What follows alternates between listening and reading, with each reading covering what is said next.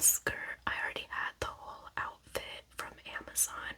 It came with the white shirt, the purple sash, and then white shorts, but we can't wear shorts at my job because, it's part of the dress code. Of course, I wore the straw hat. Maybe I'll insert a picture somewhere. But yeah, it was fun. We got no trick-or-treaters, which I'm not surprised. I never get trick-or-treaters, which is sad because I loved it growing up. I'm gonna be talking about all the books that I read in October. I had a really good reading month. I read a lot of spooky stories. As always, I have a Goodreads. It's goodreads.com/morbidcatmom. I always put it in the description. I Wished by Dennis Cooper. I listened to this one on audio and I gave it a 1 star. The author wrote a story about his friend and recounting his grief, and I just was so disengaged the entire time and it didn't resonate with me at all. I do not recommend this one. The Halloween Grindhouse by E. Reyes. This is a short Halloween story that takes place in a town called Devil's Hill in Arizona. I love E. Reyes. He has, I believe, 5 different short story collections in this series. They all take place in the town of Devil's Hill, and it's really cool because the short stories are all interconnected, so it follows different characters in the town of Devil's Hill experiencing these paranormal beings and these weird things happening to them. So in this one, it follows this group of teenagers who are using an app called Randocation, which is, I'm assuming, like a reference to Randonautica, but the app leads them to this haunted house, and they go in and they find a VHS tape. In these VHS tapes, it just shows gruesome cartel murders. So it shows people being killed violently and being tortured, and the leader of the cartel is killing these people as part of a ritual, but he ends up summoning this demon who makes all the dead rise up and turn into zombies, and so they start killing all the people in the cartel, and it's just very gory and eerie. Onto Devil's Hill 2. This takes place in the same town that I was telling you about from the previous story, so this one just follows different people around the town as they experience paranormal activity. Influencer by Adam Cesar. This was a really unique story. So it is a YA thriller. It follows this group of 4 teenagers who, the main character, her name is Crystal, and she has 3 other friends in her friend group. They follow this social media influencer who ends up moving into their town and going to the same high school as them. If you like to read cult books or thrillers, then you will really like this. I listened to the audiobook for this and it was really entertaining. Their narration was really good. So he basically, I believe the influencer's name was Aaron.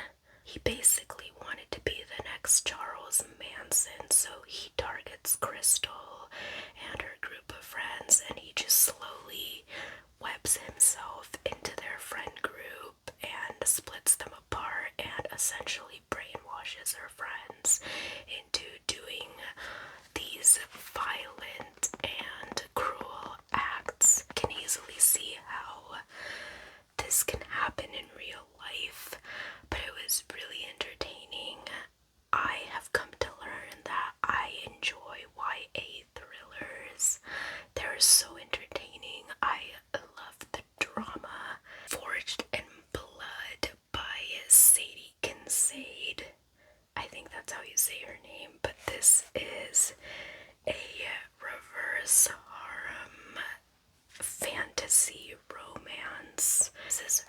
first fantasy series. The main character, I forgot her name. I'm so bad with names. She has the powers of water, fire, thunder, all that good stuff. I'm not really a big fantasy person, but I really enjoyed this. A lot of these are gonna be really unhinged, but I have Daddy by Crowley Barnes.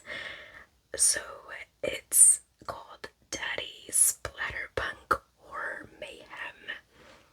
If you do not know what splatterpunk is, it's basically just extreme gore and violence. I really enjoyed this. This was Unhinged. So the main character, I can't with the cover art, by the way. The main character, his name is Daddy. He has this daughter named So Young, and So Young is 18 years old. He is a military dad, and he has sheltered her all her life. His daughter, So Young, has this best friend named Megan, so he finally lets her go to her first sleepover at Megan's house, and Megan has a bunch of plans for them. Okay, this is verbatim what the book description says. Megan wants them to get slutted up, and they're gonna go out, and she's trying to get So Young laid. He has a tracker on his daughter's phone, and so he follows their trail basically and leaves behind a lot of gore. There's gonna be a book 2 coming out in the next couple of months, which I'm excited about because I need more of this Unhinged family. The Road by Cormac McCarthy. I listened to this on audiobook and it was so boring. So basically it's an apocalyptic novel. So this dad and his son are traveling on a singular road in a post-apocalyptic America, and they're just trying to survive. Premise sounded promising, but I was so bored the entire time. So I gave it a 1 star or 2 stars, I believe. I really did not like this. It was just so repetitive to me. Jack Ketchum, The Girl Next Door. This has been on my TBR for a really long time, and I do not recommend it. This book was very sad. It is not a book that you pick up and read for fun to be entertained. It's based on the true story of Sylvia Likens. So in this book, this girl and her sister are imprisoned in this house, and the older sister gets imprisoned in the basement and is tortured by her distant aunt and her sons and other neighborhood children. So they do a lot of awful, awful, awful things to this girl, and it was just, I listened to this on audiobook and it was just so disturbing to listen to all these graphic details. Father of Lies by Brian Evanson, another book that I listened to on audiobook. This was another effed up read to listen to. I was very disturbed the whole time. It follows this proctor at a church who he starts going to these therapy sessions, and he tells his therapist about these dreams that he's having where he is committing crimes against children, but they're actually not dreams. It's stuff that he's actually done before. The moms of the kids speak out against it, and they're silenced by the church. The church just defends this guy so bad and tries to cover up the stuff that he's done, and it was just infuriating to listen to because it happens in real life. The Couple Next Door by Sherry Lapina. This was amazing. One thing about me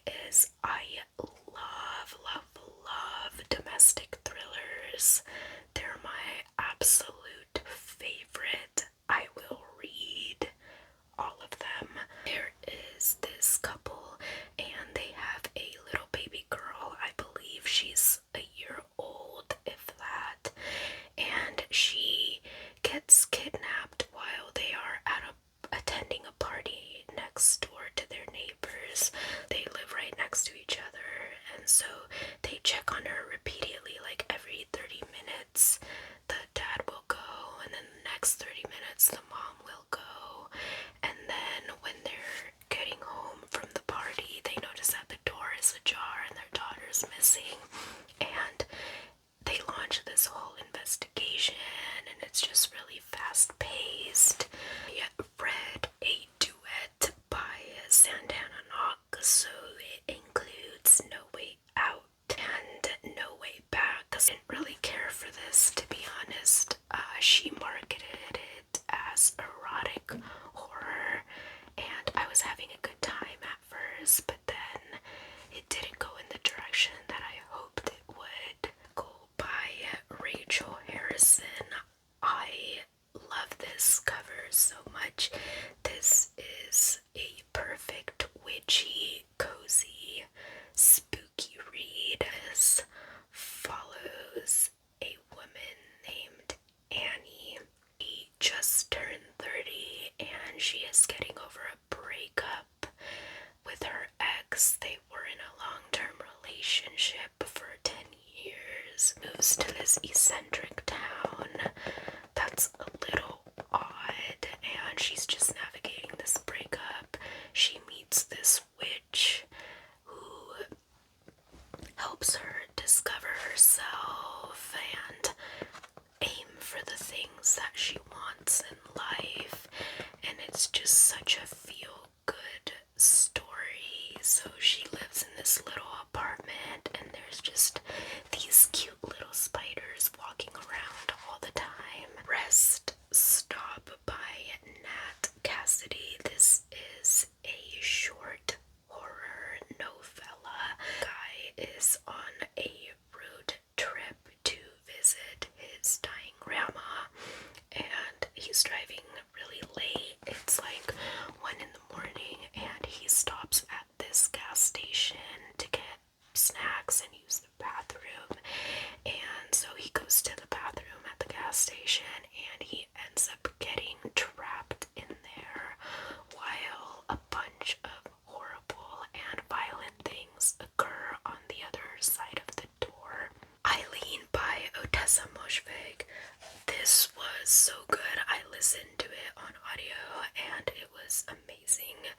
If you love unhinged women, this is your book. It is basically, I'd say, kind of a character study. So Eileen is an old woman and she is recounting her past when she was 23 and ran away from home. Wicked Games by P.H. Nix and Celeste Knight. This is another erotic horror book. So there's a lot of spice, a lot of gore. One of Us is Dead by Geneva Rose. This I also listened to on audio, and it was so funny and entertaining. So it's a thriller about this group of women. One of the main characters, her name is Jenny, and she owns a hair salon in the town where all the rich ladies go to, and one of her clients ends up murdered. So she, because she works at the hair salon, Jenny hears a lot of gossip from the other women, and so she just is the one trying to piece together who murdered her client. Last Party by A.R. Torre.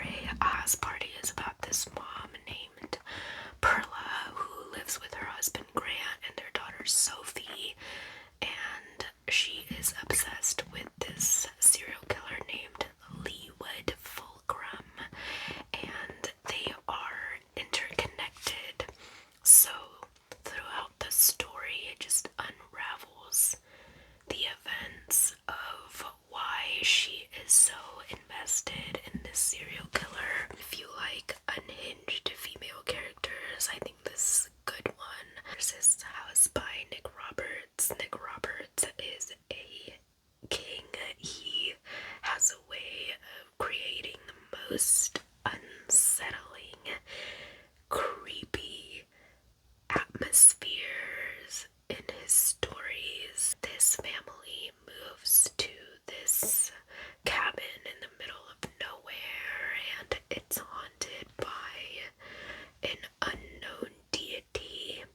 Disappeared by John Mars. This is my least favorite John Mars book that I've read. A couple in this, a husband and wife, she wakes up one day and her husband is gone, and 20 years later he shows back up to her front door and recalls why he left basically and where he's been, and I just thought the reason that he left was so stupid, like literally the dumbest thing ever. Green Light by Jesse Hall.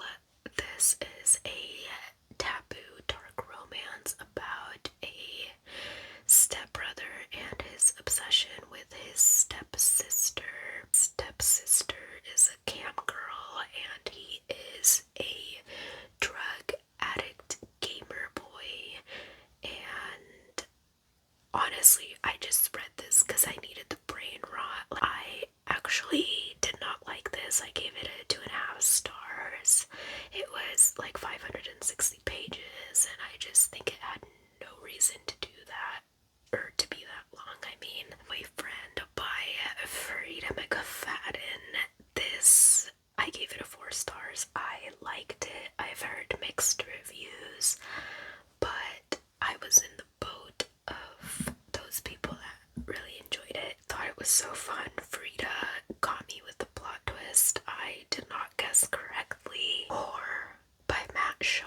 I did not like this one. I think it was under 100 pages and I just did not care for it. This follows a woman who she's an escort and she kills her clients if their wives or their girlfriends request it, or if they're just weird and predatory.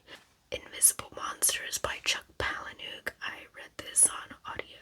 It's about this woman who's a model and she has an accident that leaves her disfigured and unable to talk, and the events that lead up to that and the aftermath of it are just chaotic. Halloween by Holly Wild. This is a spicy book about pumpkin men and their pumpkin parts. This was so funny. I was cracking up throughout the entire thing, but I had a really great time reading it. It was so entertaining. Definitely gave her points for unique writing. The Tattooist of Auschwitz is about the tattooist of Auschwitz. He falls in love with one of the prisoners that he tattoos, and it's a romance novel at its core. It doesn't really focus on the disturbing events that took place. The eyes are the best part by Monica Kim. This was really good. A lot of body horror in it. A lot of eye stuff. If you like, again, unhinged women getting revenge type of thing, I think you will really enjoy this. Just Another Missing Person by Gillian McAllister. This cover is gorgeous. I am obsessed with it. The book itself, a bit underwhelming. I gave it 3 stars. It follows this detective who is trying to solve the case of a missing girl who was seen going into a dead-end alleyway on CCTV, and she just vanishes into thin air. So she goes to this alleyway and it's a dead end. It's just a little square with a garbage can in the corner, and it was very creepy, but I was very underwhelmed by the plot twist and the ending. Night is the Darkest Hour by Ashley Winstead. I have a lot of thoughts on this book. If you like thrillers that involve cults, then I think you'll enjoy this. It was about a girl. Her name is Ruth, is in love with Everett, who is the town's outcast. So it's a preacher's daughter, and the